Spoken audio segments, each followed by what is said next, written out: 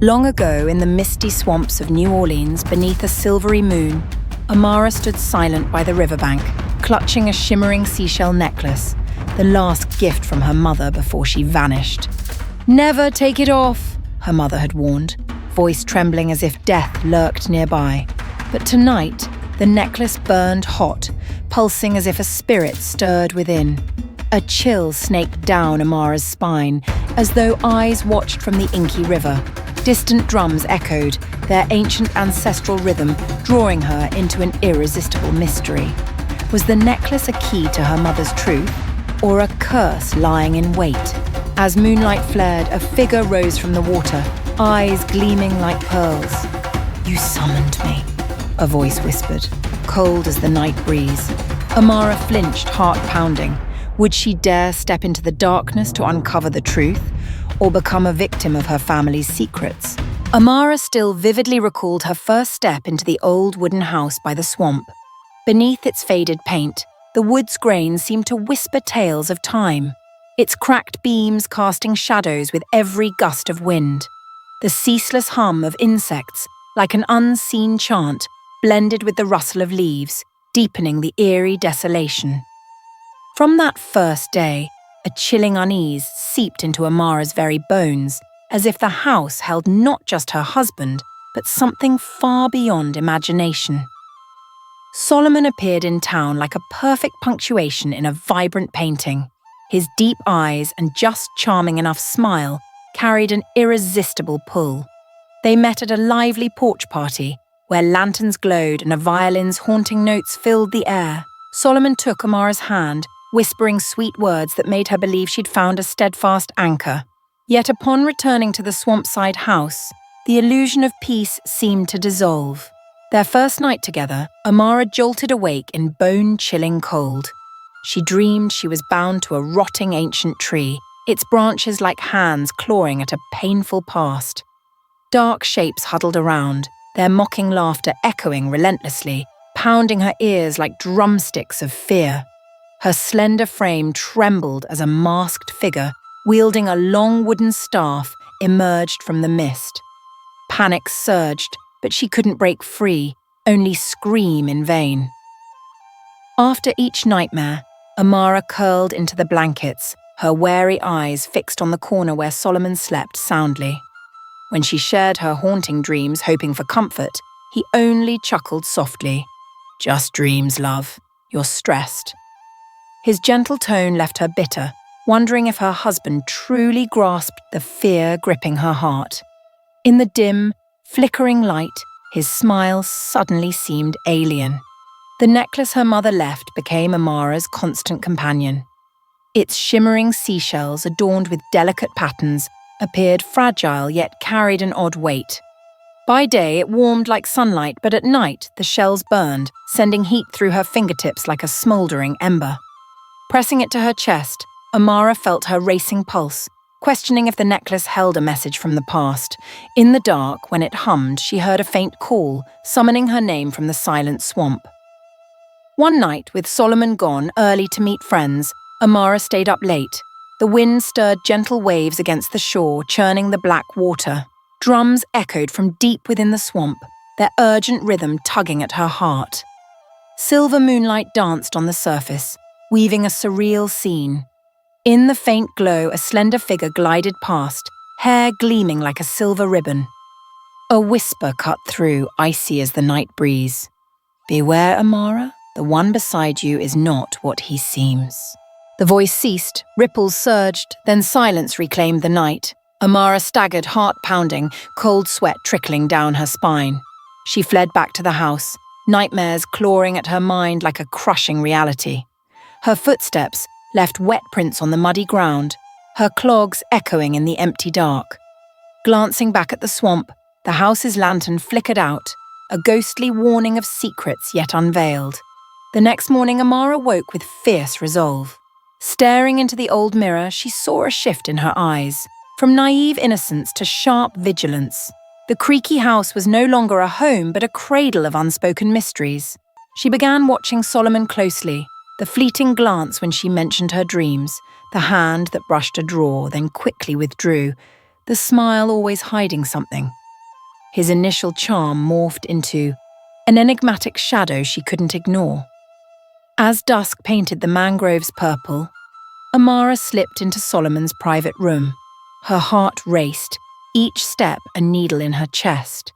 She eased open a drawer, but the wooden box Solomon always locked sat untouched.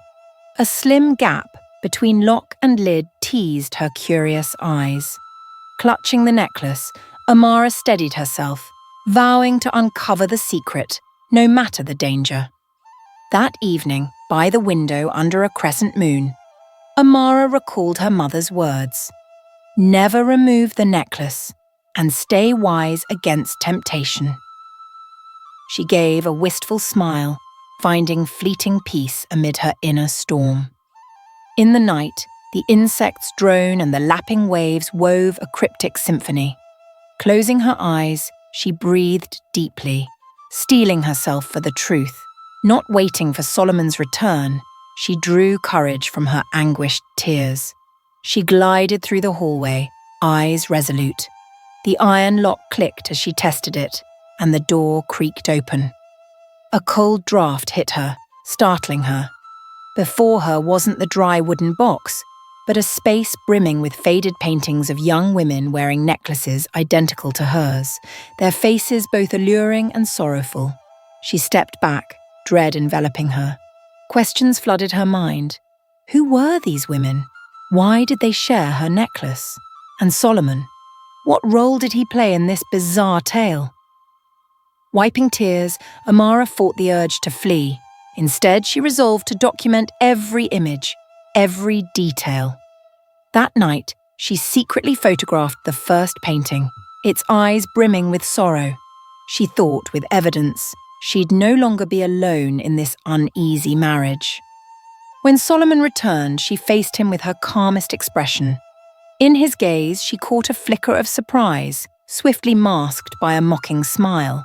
She said nothing, only pressed his hand lightly, as if challenging the dark truth waiting to surface. Outside, the swamp lay still, unchanged, but in Amara's heart, everything had shifted. No longer the naive bride, she was a woman determined to unearth the truth. The night wind hissed through the leaves, faint as Mummy Wata's whisper, urging her not to turn back. Amara inhaled deeply, moonlight glinting on her hair. She smiled, a smile of fierce resolve. Though the night stretched long and shadows loomed, she knew she'd no longer bow to any mystery. Joy erupted in Amara's heart as she stared at the pregnancy test, its 2 clear lines a beacon of hope.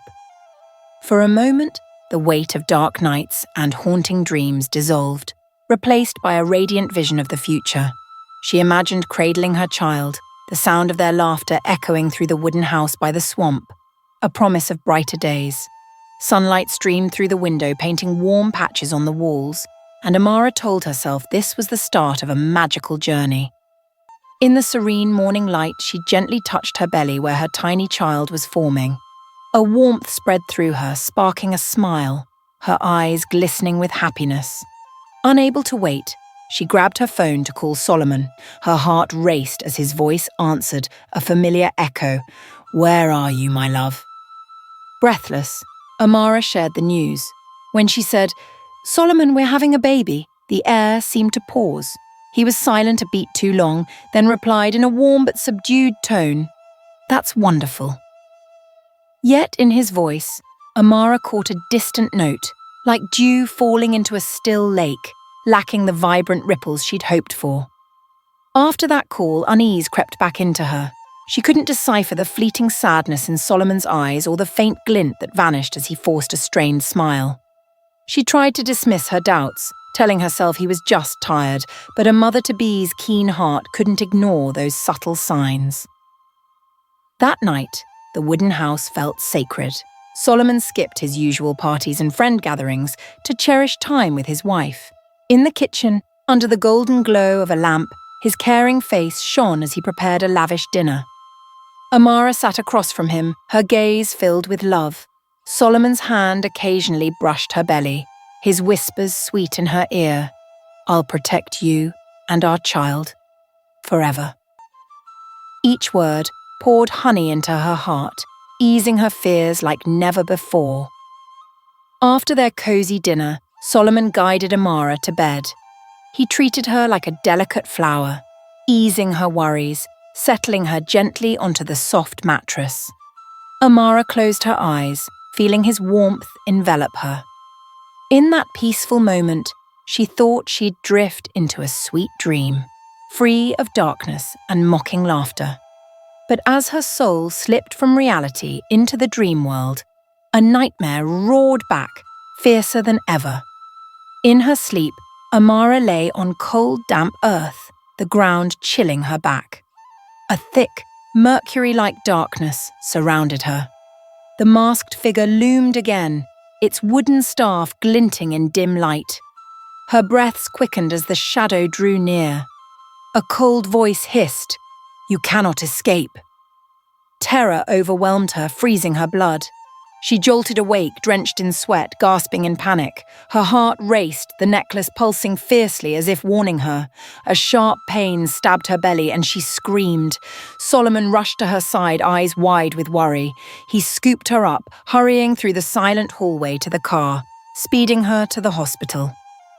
The night wind roared with the engine, but Amara heard only her ragged breaths. In the sterile hospital room, fluorescent lights glared on the sweat beading her forehead. The doctor entered, face grave, and delivered devastating news. She had miscarried. Amara couldn't believe it. She lunged from the chair, clutching the doctor's coat, voice choking. "No, my baby!" Unbearable pain surged, and she collapsed. Solomon held her tightly, trying to comfort her, but his distant eyes hinted he'd foreseen this tragedy. Back at the swampside house, Amara watched Solomon's back as he carried the old wooden box. Always locked, its rough, rusted surface seemed a relic of secrets. He kept it close, like a treasure. His actions unsettled her. Did the box hold something horrific? She wondered if her joy had been a staged facade, masking a sinister purpose. In the days after the loss, the house felt steeped in grief. Amara avoided neighbors' eyes, shunned distant laughter. She withdrew into her pain, facing Solomon only when necessary. In their fleeting encounters, she caught a sadness in his gaze, or perhaps an indescribable coldness. Determined to uncover the truth, she refused to drown in doubt. One rainy afternoon, Amara slipped into Solomon's study. The dim room flickered under a lone desk lamp. She searched drawers and cabinets, finding only financial papers and schedules. Nothing suspicious. Only the wooden box on a high shelf above stacks of documents drew her eye. Using a chair to reach, she tried the lock but failed. Then she recalled her mother's words, "You may need ancient power."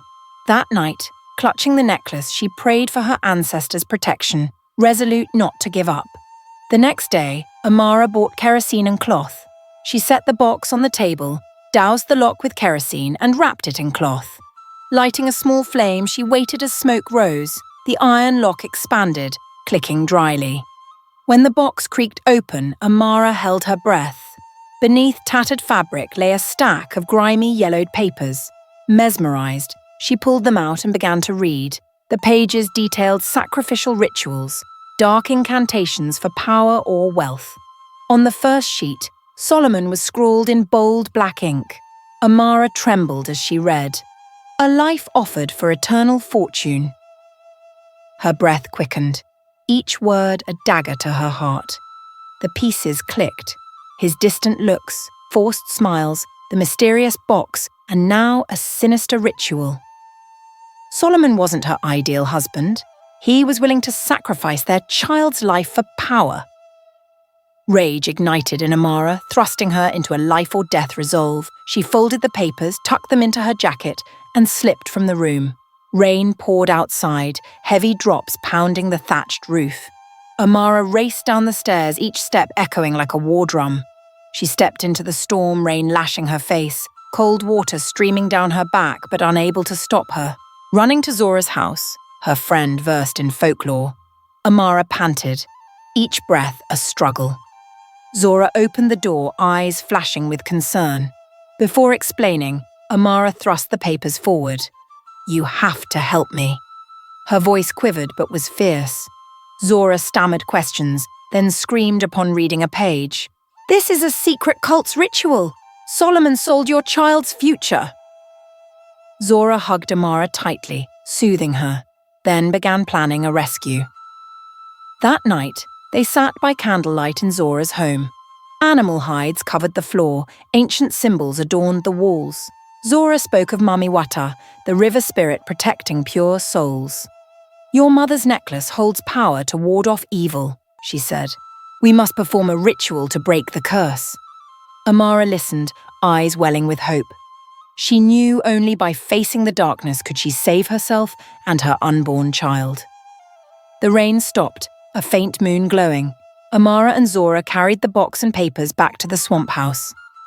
The study was silent, save for wind whistling through the door's cracks. They placed the box on the table, circling it with white candles as Mami Wata instructed.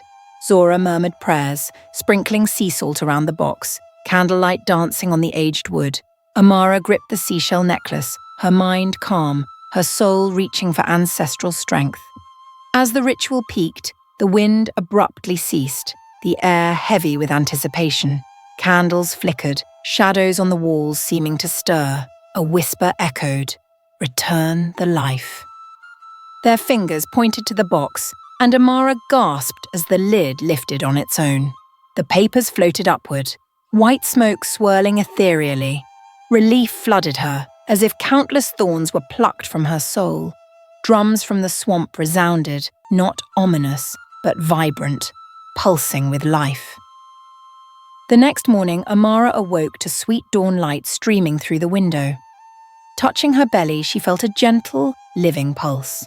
The prior panic faded, replaced by fierce hope. In the corner, the wooden box lay cracked and broken, a final end to the dark curse. Amara smiled brightly, silently thanking Mami Wata and her mother. She knew challenges lay ahead, but this time, she wasn't alone. Her heart held courage, love, and faith in miracles. Weeks later, the pregnancy returned, strong and whole. Amara shared the moment with Solomon, whose cold gaze had thawed into genuine joy. They nearly forgot the past's shadows, embracing a new beginning. On a sunny day, they strolled hand in hand by the swamp, distant drums like a song of love and faith's triumph. Amara walked silently along the tree-lined path, damp leaves falling softly beneath her steps.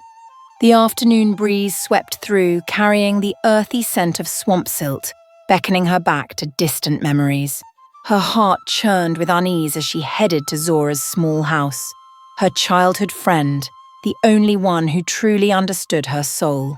Since their school days, Zora had been captivated by folklore, from tales of witches soaring on Halloween nights to Mami Wata, the mermaid spirit appearing by the river. Amara knew only Zora could help her unravel the clues amid this storm of doubt and fear. The old wooden door creaked open, the faint chime of the bell startling Amara.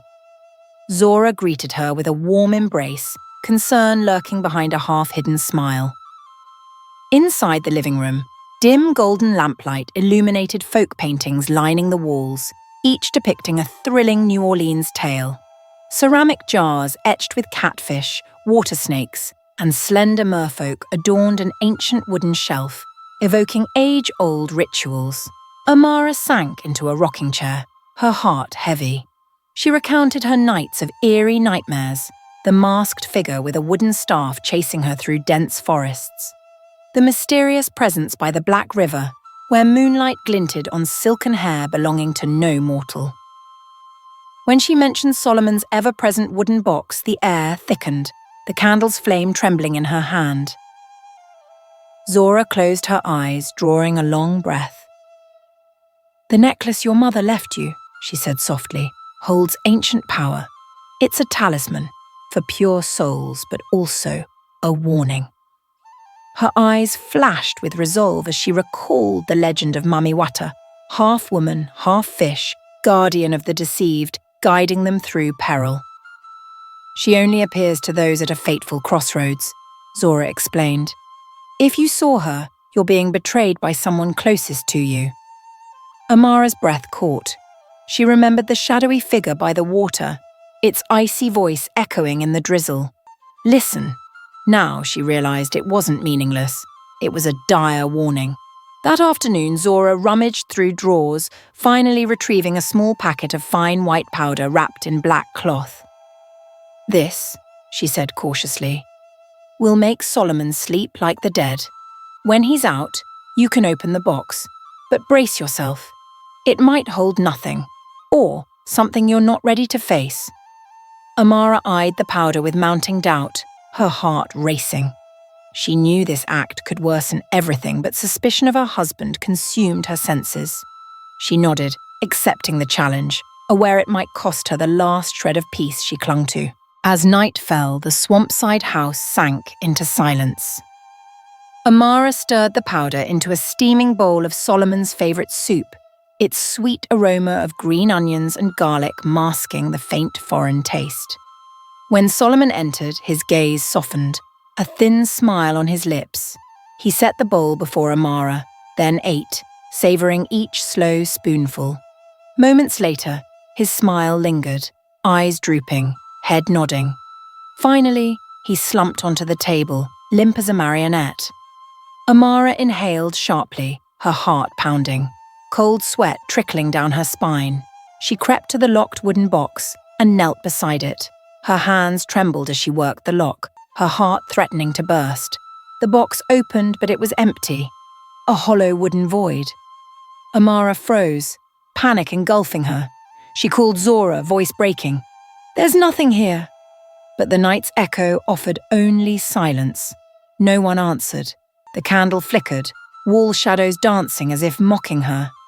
Turning, she saw Solomon awake, the box in his hands, his eyes glinting with chilling menace. He set it on the table, voice calm. "What were you doing, Amara?" His eerie composure made her shudder.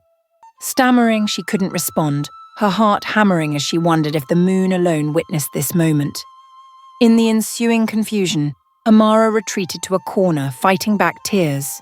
Solomon's eyes narrowed, then opened slowly, like a predator sizing up prey. Without a word of reproach, his cold scrutiny weighed on her.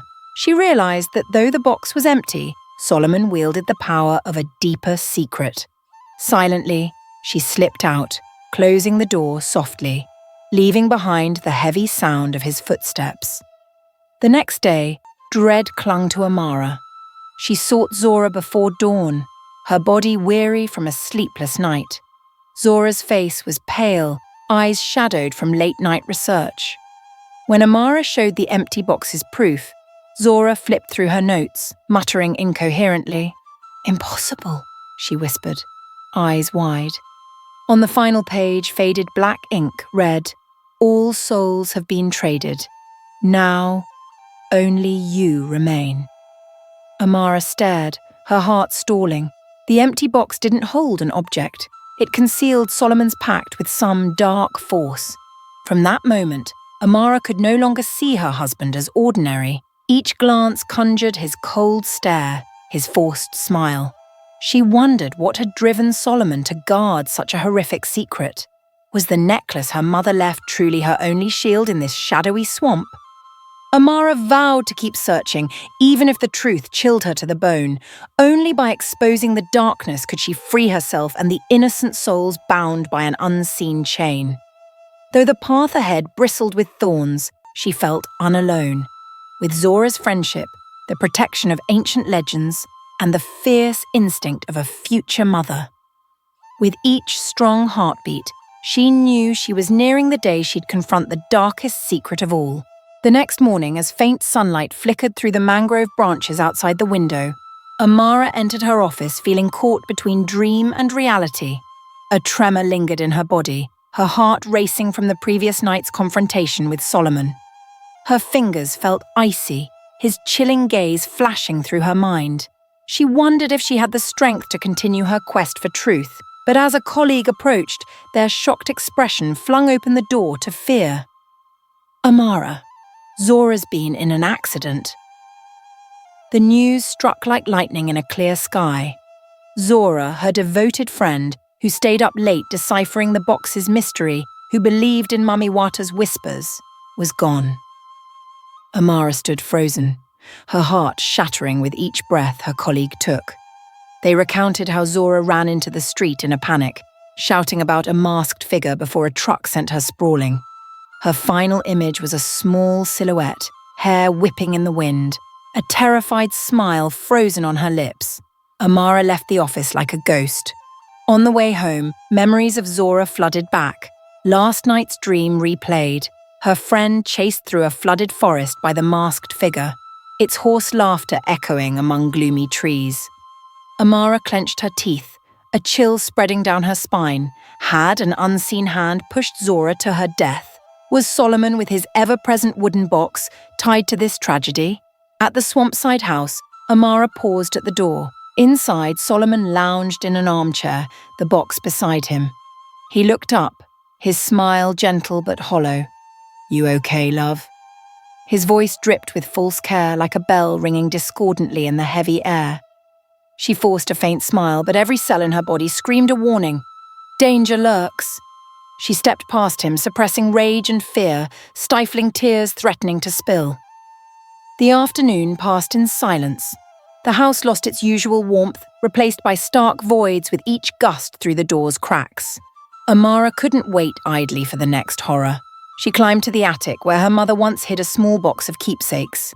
There, the necklace glimmered in the twilight, her mother's final gift of maternal love. Its fragile shells pulsed with mysterious energy, as if waiting for her to wield it. Touching the necklace, Amara felt warmth spread, vowing not to let Mummy Wata or her ancestors down.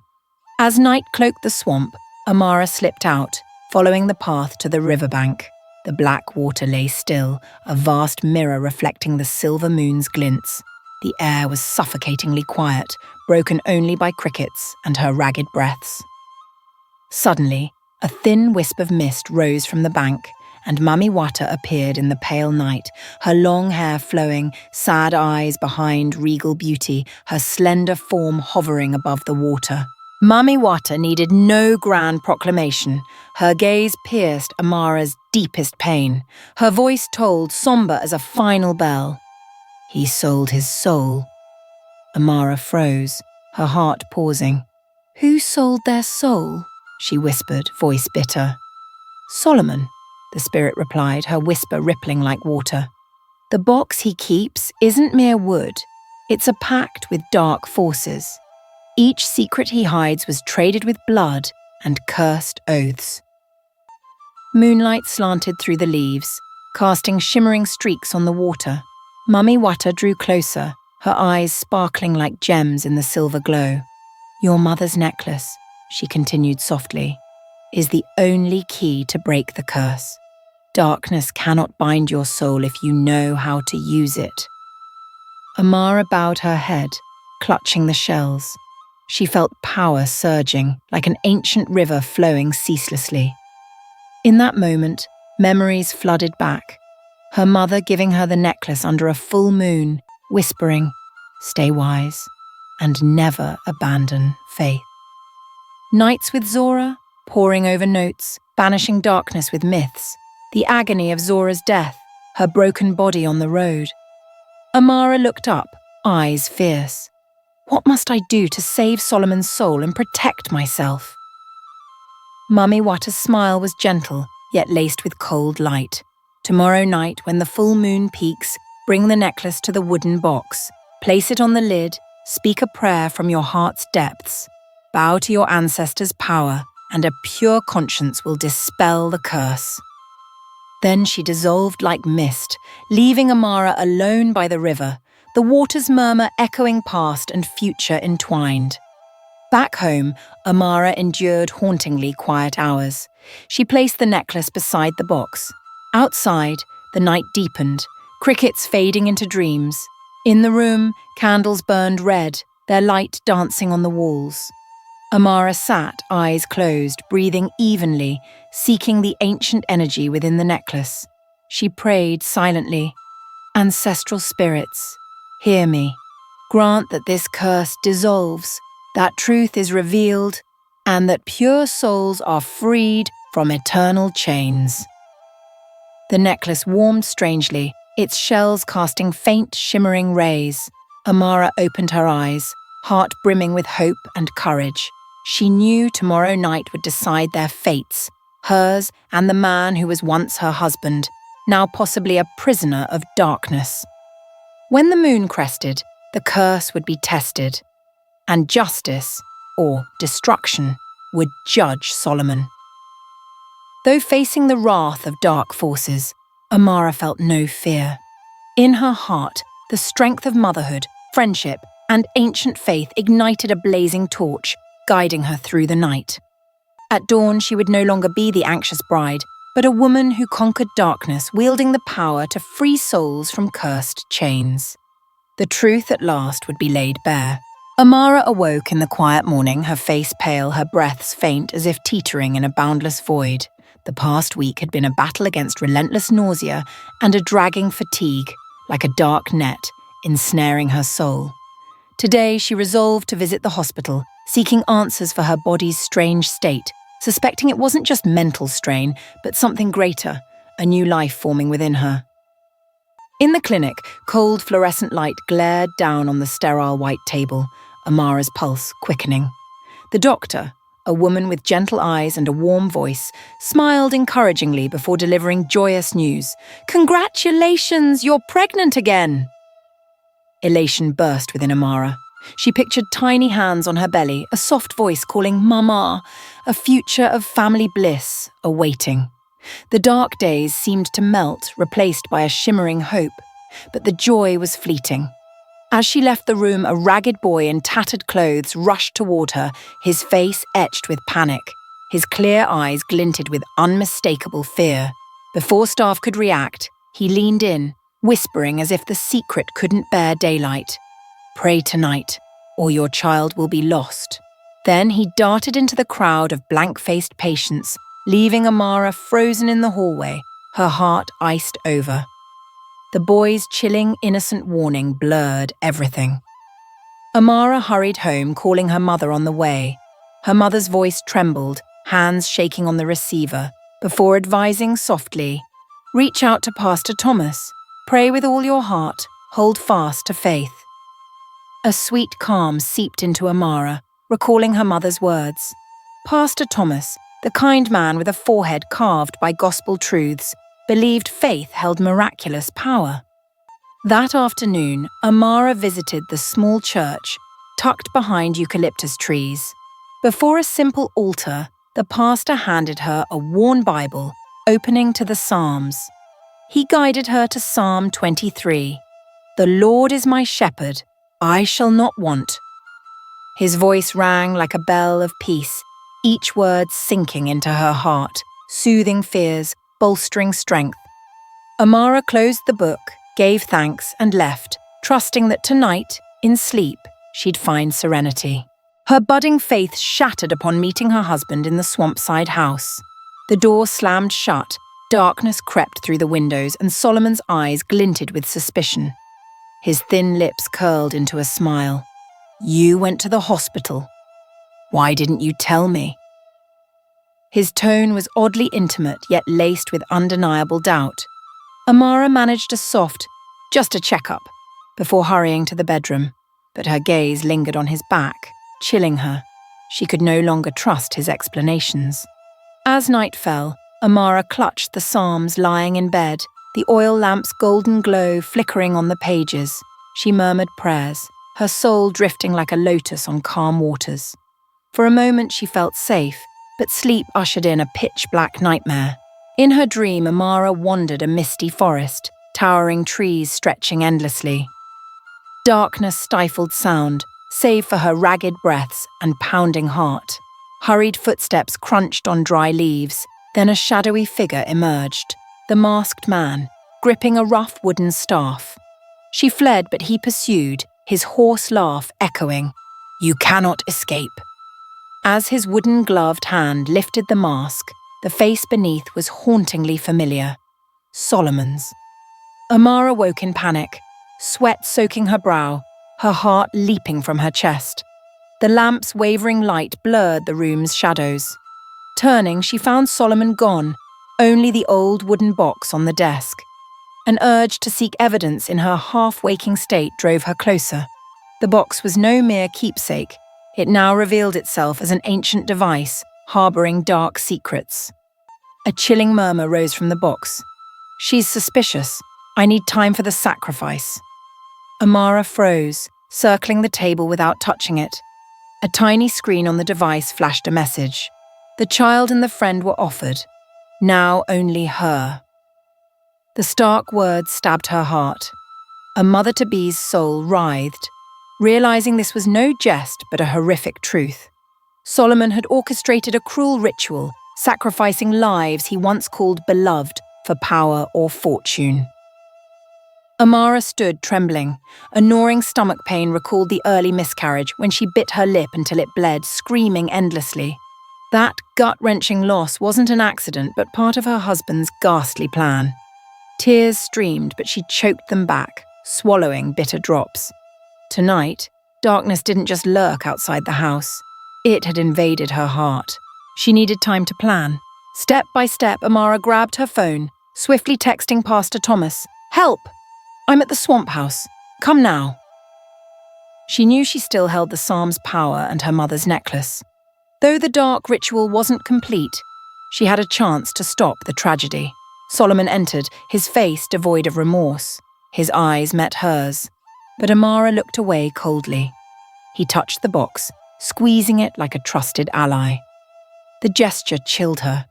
How many lives had that box claimed? How many souls traded? How many curses waited to erupt? There was no time for hesitation. Amara snatched the necklace from the table, slipping it around her neck, feeling its warmth spread. She whispered Psalm 91. "He who dwells in the shelter of the Most High will rest in his shadow." The words echoed in her mind, restoring calm.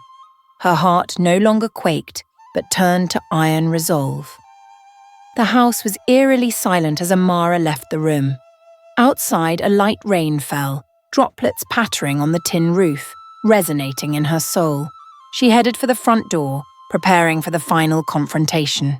Though facing her once husband, his dark ritual, and the sinister forces behind it, she trusted that truth's light and maternal love would vanquish the dark. The door swung open. Solomon stood under the hallway's dim light, his sturdy form like a rock before a storm. He dropped the box to the floor, its dry thud echoing. Amara approached, fearless, her eyes blazing with inner fire. "Tonight, it ends. I'll free my child's soul and Zora's. I'll break the curse." Her voice resounded, strong enough to pierce the depths of conscience. Solomon stood silent, his icy gaze shifting to shock. She sensed the tense quiet before his rage. Then, as if realizing defeat, he stepped back against the wooden wall. Amara didn't pause. She knelt, lifted the box, placed the necklace on its lid, and let the Bible's prayers sing in her heart. Amid the rain's patter and distant thunder, the ancient curse touched the soul's depths, locked away by an unseen thread unraveled. At dawn, the swampside house stood still, as if no battle had raged. Solomon was no longer a foe. The box lay in splinters, its device scattered. Amara stood at the threshold, hand cradling her belly, a gentle smile on her lips. She had exposed every secret, shattered the curse, and freed herself from darkness's chains. The night yielded to a clear dawn, and Amara, the resilient woman, knew the road ahead, though challenging, would be guided by maternal love and unshakable faith. Amara pressed herself into the shadows, hiding behind a cluster of mahogany trees encroaching on the mossy wooden house. The moon wavered through the leaves, casting shifting patches of light and dark on the ground. Her heart pounded as she watched Solomon emerge from a side hallway, clutching a rusted iron key. He silently unlocked a hidden door veiled by a thick curtain stretching from ceiling to floor. The faint click of the latch echoed in the night, and the door creaked open, releasing a thin wisp of smoke, an invitation to a dark realm Amara could scarcely imagine. Step by cautious step, she trailed her husband, each soft footfall heavy as thunder. Inside, a narrow corridor awaited, its walls lined with thin bamboo planks etched with strange, overlapping symbols. An open eye glaring in the dark, a gnarled three-pronged staff, and intricately carved concentric circles. The air reeked of a sharp blend, incense and dried blood, and Amara realized this was no longer the home she called her sanctuary, but a nest of an ancient cult worshipping shadowy forces. The corridor ended at a large door adorned with a chain of small skulls, their empty sockets like apocalyptic cliffs. Solomon knocked thrice, and the door groaned open. Stepping inside, Amara felt transported to a horrific temple. On rough walls, skulls of adults and children hung haphazardly, each fixed by thick nails. Red candles flickered on peeled wooden shelves, their smoky glow painting the room, casting human shadows in a macabre dance. At the temple's center, Solomon stood, arms crossed in a sleek black suit, sweat beading his brow. Around him, figures in black cloaks raised ancient tomes, chanting strange syllables in a low, guttural hum. The sound was a hellish drumbeat, each phrase rousing the darkness buried deep in the soul. A tall man with speckled silver hair stepped forward. Ezekiel, the cult's authoritative figure, his eyes sharp as daggers. He pointed at Amara, his voice cutting the air. "Chioke, it's time to sacrifice her." The words pierced her heart like an arrow, filling her with boundless terror. Solomon bowed his head, shoulders trembling slightly. Candlelight illuminated his face, revealing cold resolve. Bitterness fueled him. Memories of Amara's rejection when he was poor. Now wielding power and wealth, he'd traded the lives of those he loved most. He nodded, confirming the plan, to sacrifice Amara and their unborn child for eternal riches. Amara reeled, her heart racing until she felt faint. The candle's eerie glow heightened the ghastly scene. The cloaked figures chuckled, hands trembling as they raised bowls of shimmering white powder. She recognized it instantly, the powder that lulled victims into an endless sleep. Her mouth went dry, suppressed fears erupting in a silent scream. A cloaked figure spotted her, pointing. Before she could flee, Solomon seized a bowl and flung the powder in her face. The room spun, the acrid scent flooding her nose, each breath burning then chilling. She tried to call his name, but her voice choked into fragmented gasps. Her eyes widened, glimpsing only encroaching shadows before she collapsed. When Amara awoke, she was bound to a stone pillar in the temple. Rough ropes bit into her wrists and ankles, leaving red welts. Candles flickered, their wavering light sketching figures on the walls, as if the temple quaked with the steps of those poised to end her life.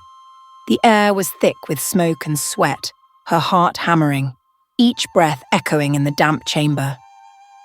Solomon entered, his face stripped of warmth. He gripped a long dagger, its steel blade gleaming in the candlelight, sharp as death's omen. Amara lifted her head, tears streaming down her cheeks, staring at the man who was once her husband. "Why, Solomon?" she sobbed, voice breaking. "Why are you doing this?" He drew a deep breath, eyes cold as ice. His smile sent shivers through her. "You scorned me when I had nothing," he said evenly, each word a blade carving her heart. "Now I take everything." The word everything echoed, laden with cursed hatred and vengeful thirst. The worst horror dawned. Her pain didn't deter him. It drove him to complete the dark ritual. Amara shook her head, fighting panic. She pictured Zora's face in her final dream, slain by the masked figure, its hoarse laugh ringing through the deep forest. Her mother's warning of the curse, Mami Wata's appearance, echoed now. The betrayer will pay. In the temple, that prophecy thundered, shaking every corner. As the dagger rose, Amara closed her eyes, fingers brushing the necklace her mother left. The fragile shells warmed, sending a faint electric pulse through her heart. In that instant, a blinding light erupted in the temple. Candles snuffed out, a fierce wind roared, hurling the cloaked figures against the walls in chaos. Solomon flinched, his hand shaking on the dagger, eyes wide with panic as swamp drums pounded, each beat resonant with authority.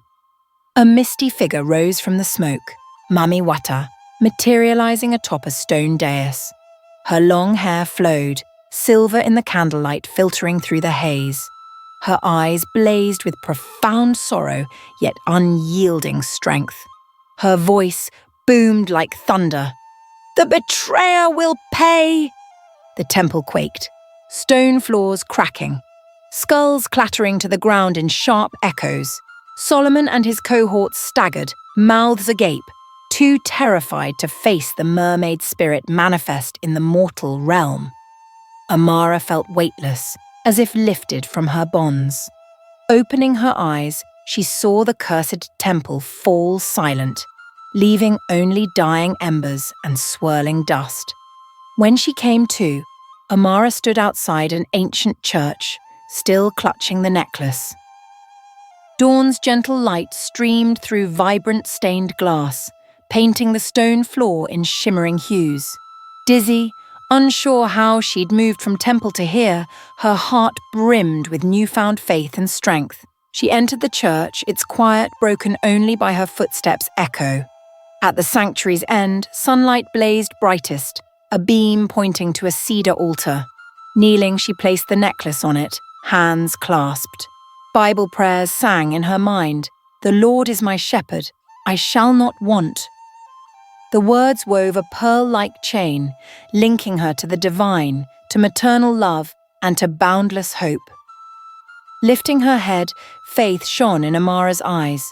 She had escaped the darkness, exposed the truth, and shattered the cruel curse. The swampside house would bear witness to the consequences of those who trampled love and human life. But now, Amara, once betrayed, stood as a symbol of spiritual strength and maternal devotion. She rose, leaving the church with iron resolve, to continue freeing her loved ones' souls and shielding the vulnerable from darkness's enslavement. The journey stretched long, but Amara trusted the necklace's ancestral magic and Mami Wata's protection to guide her through trials. Each step on the cold stone rang like a bell heralding light's triumph over darkness, love and faith's victory over the cruel power of betrayers. Amara shed her burdens, rushing through the cold wooden pews of the church, where silver bells chimed sweetly in the hushed sanctity. She collapsed before the white stone altar, trembling hands clasped, her lips blooming into a tear-streaked smile. Warm tears spilled, carrying the weight of anguish and fear, finally released. Before her stood a serene statue of Christ, candlelight flickering shadows on the walls, as if embracing her shattered heart. In that sacred moment, Amara whispered her gratitude. "Lord, I thank you for saving me from the grip of darkness. You never left me alone in the storm." Her voice echoed, a breathless prayer resonating through the air. A strange peace enveloped the space, as if, despite the distant swamp drums, her soul had been lifted above sin and terror.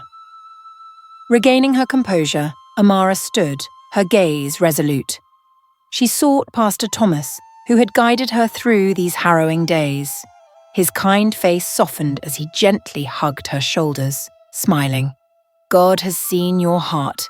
Now, share what happened." Before the gathered congregation, Amara recounted the horrors, the forbidden rooms strewn with skulls, the dark ritual, Solomon's transformation into a power-hungry betrayer, and Mami Wata's resounding call in the black night. Each detail stunned the crowd, erupting into a collective "Lord have mercy." Many kissed the ring on her hand, praising the miracle that gave her a second chance. An elderly woman, trembling, placed a hand on Amara's head, whispering, "God always shields the faithful." Amara realized the mystical strength came from her mother's necklace, a gift from Mami Wata, the river spirit. Its silver shells gleamed with divine light, now a symbol of protection, proof of unwavering faith. Amara nodded, clutching the necklace. She blamed herself for trusting too late in a love that could erase the past. But now, she vowed to forsake her mistakes, to live upright and true. In the candle's faint glow, she silently pledged to use this small relic to guide lost souls, as Mummy Wata had watched over her. As the crowd dispersed, Pastor Thomas proposed a cleansing and blessing ritual for Amara and her unborn child. Under the church's vaulted ceiling, she knelt again, holy oil anointing her forehead, her eyes brimming with renewed faith. The scent of incense mingled with the choir's soaring hymns, banishing every trace of the dark ritual. The shattered remnants of the sinister box and Solomon's image as a ruthless lover faded entirely. Leaving the church, Amara breathed in the fresh air. Afternoon sunlight bathed New Orleans' old streets in pink, warming her with hope. She walked the cobblestone path, gazing at purple lavender blooming along the sidewalks, where children played gleefully. Though the swamp drums still echoed faintly, she knew they were now mere reminders of a past that could no longer drag her into darkness. Solomon never returned to the swampside house. When Amara went back, the door was locked, furniture dust-covered, the space desolate. The house, once alive with laughter, stood empty, the final witness to the sinister game he'd orchestrated. Her heart tightened, but she exhaled, telling herself, "Goodbye, past. From now on, I'll build a new life." Days later, Amara returned to the city centre where she'd lived before Solomon. Strolling down vibrant Rampart Street, jazz notes lifted her spirit as she admired wrought iron balconies and ancient shade trees. Her unborn child stirred gently, sharing her joy. Smiling, Amara touched her belly, whispering, "You're my hope." Years passed, and Amara fully revived. She met Jeremiah, a gentle architect passionate about restoring French Quarter homes. His warm smile and tender eyes always met hers with affection. Their bond grew as Jeremiah renovated the house Amara bought to replace the old swamp dwelling. Together they installed stained glass windows, relaid wooden floors, and transformed it into a sunlit haven. Amara and Jeremiah married one autumn afternoon under blooming lavender trees. The wedding was simple, with close family and friends, yet brimming with laughter and joyful tears. Amara's face glowed as she wore the seashell necklace, the sole relic of her past, now a sacred link between the mystical river world and everyday life. Soon they welcomed 3 children: Maeve, a curly-haired spirited girl, Jonah, a mischievous boy, and Ayla, a gentle angel with crystalline eyes. Each day Amara soothed their tiny hands, sharing tales of Mami Wata, the magical necklace, and faith's power. In their cozy home, children's laughter rang and they followed her, curious about the distant drums, asking, "Mama, is the river spirit still watching us?" Amara smiled, stroking their hair. "Yes, my loves. When we live with love, our ancestors are always near." Though life flowed peacefully on bright full moon nights, Amara still heard the swamp drums. No longer terrifying, they pulsed like the city's ancient, enduring heart. Touching the necklace, she gazed afar, wondering if Solomon lingered in darkness, perhaps seeking redemption, or if his soul had merged with the flooded mangroves. And Mami Wata, did she still quietly guard Amara and her little ones? Amara felt a deeper peace than ever. She had overcome every trial, repaying her salvation with a pure heart and fearless courage. Her life now was days filled with hope and love, proof that any darkness could be dispelled by truth's light and maternal devotion. Whatever surprises the future held, Amara trusted that faith and love would shield her heart, forever redeemed.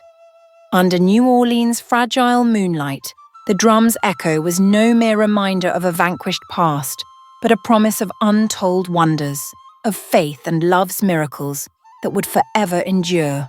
Beneath the dim moonlight, Amara's story flickered like a candle in a tempest, illuminating the dark corners of greed and betrayal while etching the triumph of faith and maternal love over shadows.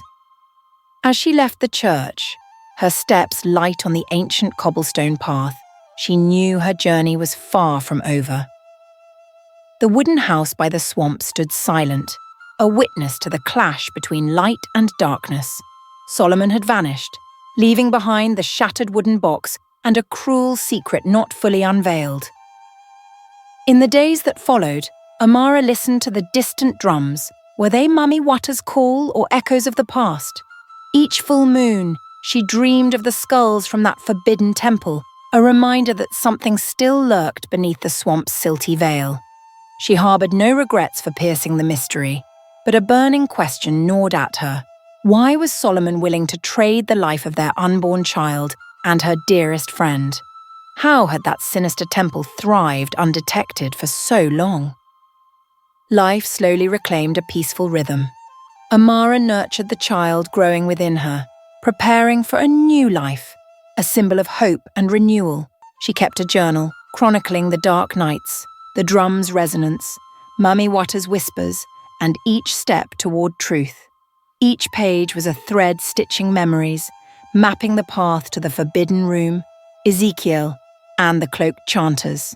Yet the map's end remained blank. Where had Solomon gone? One afternoon, passing the riverside market, Amara caught a faint drumbeat, not the thunderous pulse of before, but a gentle ceremonial rhythm steeped in folklore. It led her to a small stall where artisans performed a ritual honoring Mami Wata, guardian of pure souls. Amara listened, eyes brimming with emotion. Mami Wata's spirit seemed to linger in everyday life, watching over the faithful. The ritual closed with a prayer for lost souls to find protection, strengthening Amara's belief that her story was part of a greater odyssey. As the sun set and stars blanketed the sky, Amara sat by the river, clutching the seashell necklace. She whispered, "Solomon, if you're alive, you'll find an offer of forgiveness here. But if you chose betrayal, darkness will swallow you, as it did the curse." The swamp drums pulsed louder, a warning knell. Amara gazed at the murky water, then turned home. She knew it was time to share her final words with the audience. Amara's tale, though ending in redemption, left unanswered questions. What secret did Solomon carry? Would the dark force beneath the swamp rise again? And Mummy Wata, would she appear to shield another in this vast riverland? This is the opening for the next chapter of Mysteries Under Moonlight, where you'll join Amara to explore new corners of faith, belief, and the battle of good against evil. If Amara's story stirred your heart, if you're ready to step into the enigma of ancient curses, hit subscribe to African Tales today.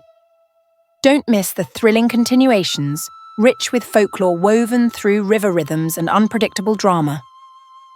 Share this video with friends and family across the US, so we can all share the emotion and ask, where has Solomon fled? Does he still feel remorse, yearning for redemption? Or has he fully succumbed to dark power? Is Mami Wata truly Amara's ancestral spirit? And what is her next mission? Leave a comment below. Share your thoughts and predictions about Amara's future and the New Orleans swamp. Each comment fuels our inspiration to keep telling heartfelt, mysterious, and deeply human stories. Thank you for joining African Tales. See you in the next mystery, where the moonlight will unveil more untold tales.